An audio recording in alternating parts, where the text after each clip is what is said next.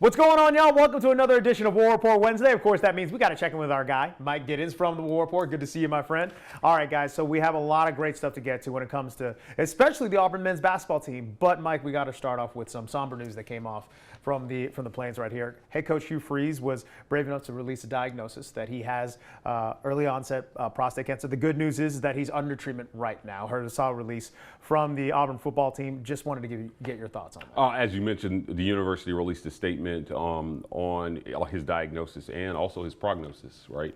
Early detection is so important, Rex, when it comes to beating these things. Part of the work that Bruce Pearl's foundation Outlive does is pushing people to get early screenings, because early detection is key in beating cancer, almost all types. Right. And so for Hugh Freeze, our prayers go up for him. We're very happy. It doesn't look like he's going to miss any time. He's going to continue to coach. That's how early they caught it. He's going to be able to continue to work. The work of college football never stops, but certainly health first. Before he was a coach, he was a husband, he was a father, he was a son.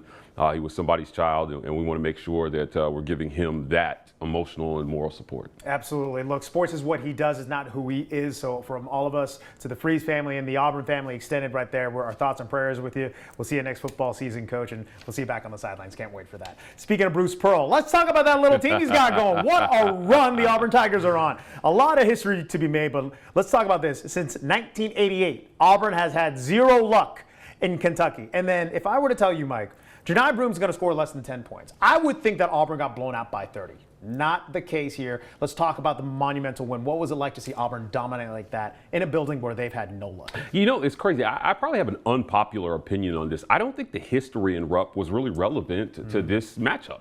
This is that's the Kentucky of a long time ago. That's fair. This year's Auburn Tigers haven't lost a road game in the SEC all year. As a matter of fact, the only true road game they lost was at Duke, and that was back in December. It's a long time ago. Yeah, look, they just continue to win. I thought they would have lost a couple by now. I had them marked for like 2 or 3 conference losses. They locked up the outright regular season crown with 2 games left, Rex, in the season. So if you're Bruce Pearl, you're in a weird situation where you're doing kind of like load management over the last 2 games. I think that they are the #1 overall seed in the tournament. I don't think there's anything that should be able to happen in these last 2 games that would change that for them.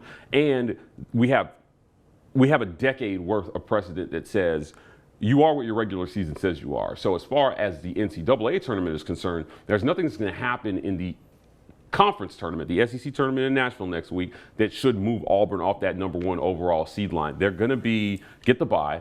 So they're going to play, probably going to be the first game on Friday. That's noon Eastern on Friday that they will play next week. And after that, it's just get ready for the NCAA tournament, because the ultimate prize is making it to San Antonio. Absolutely. And I think we want to dig in a little bit deeper here. #1 overall seed. We hear the SEC regular season championship outright. A lot of this makes a lot of sense to college basketball fans. Maybe someone who's just checking this out for the first time.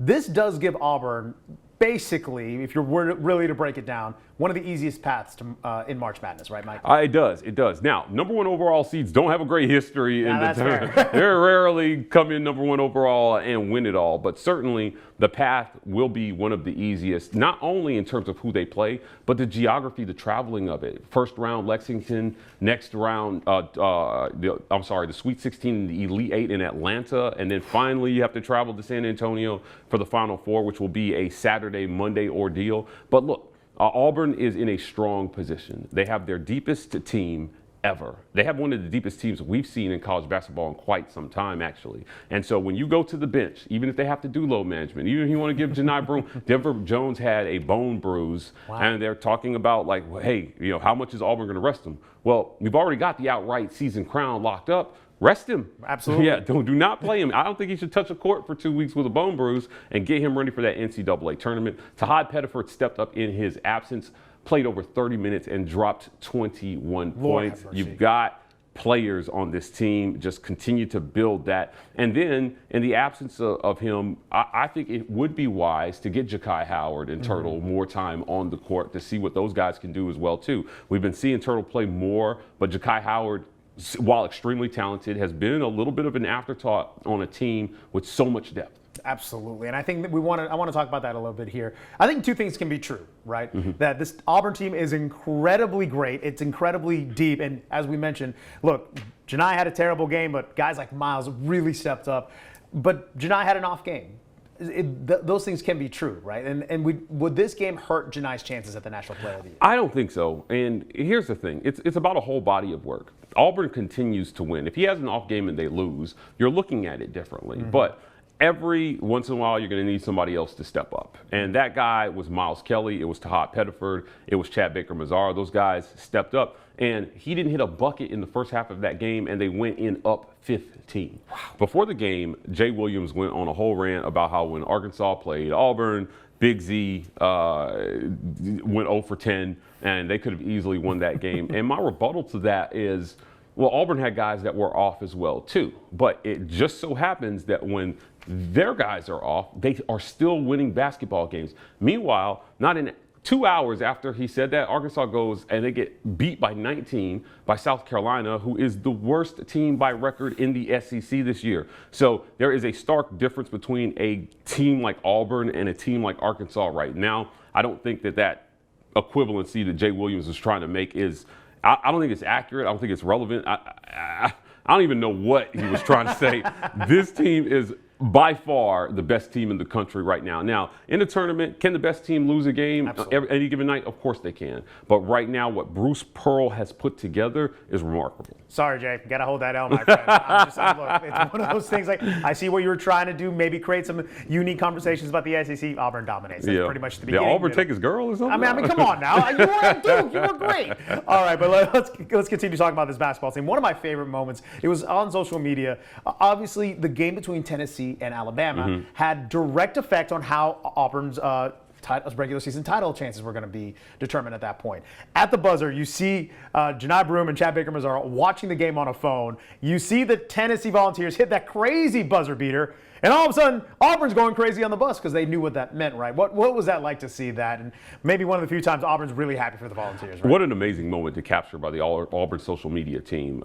Look, they had just gotten back to the Plains, and they were sitting on the bus watching this because I've told my good friend Doug Amos over at ESPN 106, I've told you, I've told Thrift, Behringer, I've said the outright season crown means something this year.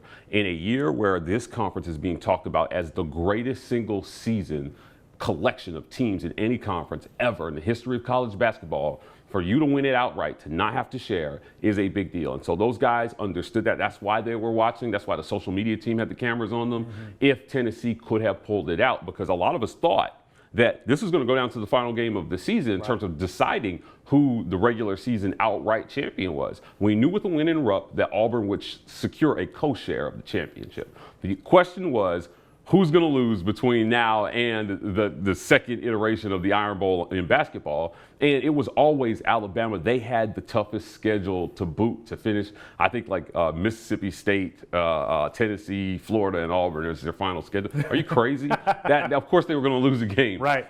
So if you're Auburn, you definitely want the sweep at the end, but it feels a little bit sweeter knowing that you and only you can hang the banner for the regular season this year. No sharing this season, y'all. Sorry. We ain't sharing is what he said. We ain't sharing stuff. See, this is because we're on this air. But when it comes to the comparisons here, I think we start looking at all-time great teams now with this Auburn team. And Wendell Green Jr., a former point guard for the Auburn Tigers, had a great run with the Tigers as well. He put out an interesting question here, so I wanted to present it to you. When it comes to shooting only, Bryce Brown, Miles Kelly, two absolute dogs when it comes to their run at Auburn.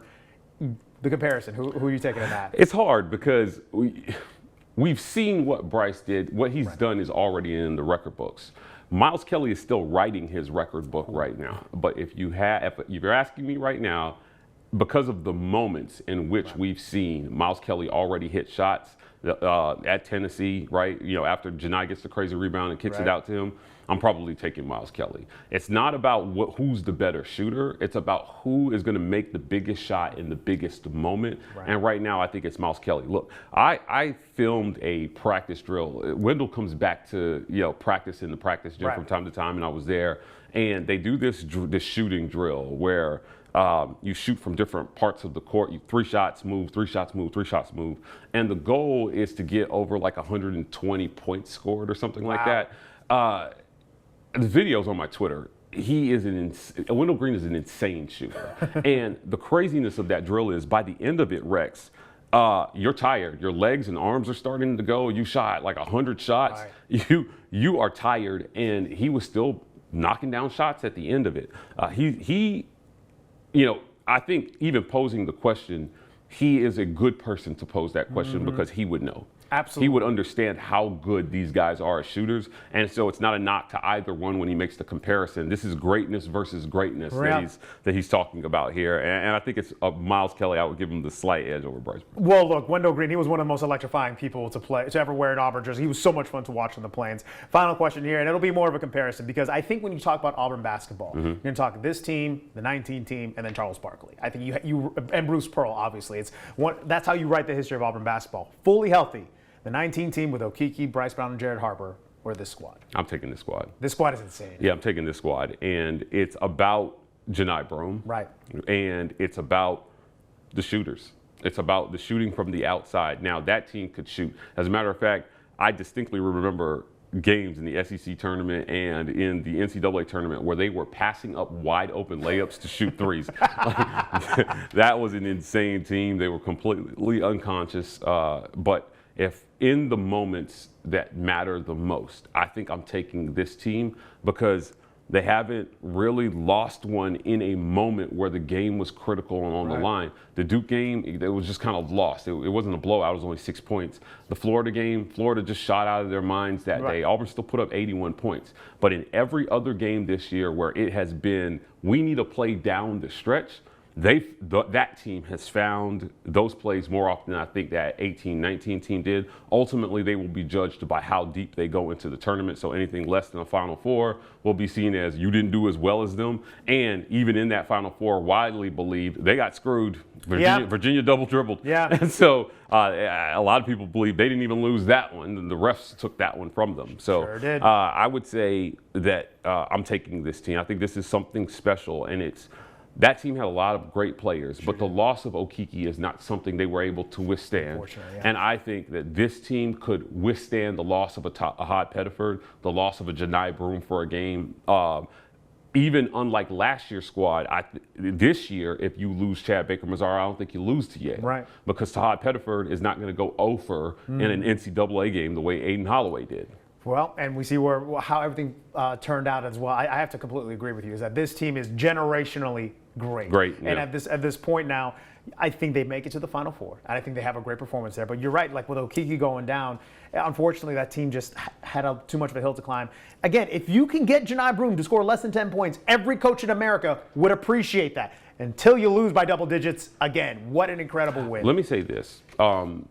After Auburn beat Ole Miss, Chris Beard came to the post-game press conference, and he said to us, if you had shown me the stat sheet and I had not watched the game, I would have told you we would have at least had a chance at the end. Not we got beat by 30.